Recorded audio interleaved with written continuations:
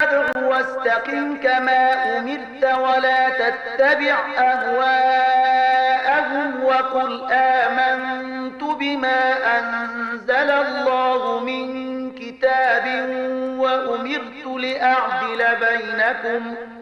وأمرت لأعدل بينكم الله ربنا وربكم لنا أعمالنا ولكم أعمالكم لا حجة بيننا وبينكم الله يجمع بيننا وإليه المصير. نو لدې کبله دوی د اسلام دین ته راوبوله لکه څنګه چې تا ته حکم شوی دی پر هغه باندې کلک ثابت اوسه او د دوی په غوښتنو پسې مزه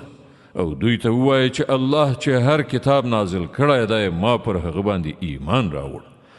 ما ته امر شوی دی چې زه ستاسې په منځ کې عدل وکړم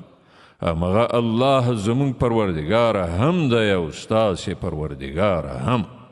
زموږ عملونه زموږ لپاره دي او ستاسې عملونه ستاسې لپاره دي زموږ او ستاسې په منځ کې کومه جګړه نشته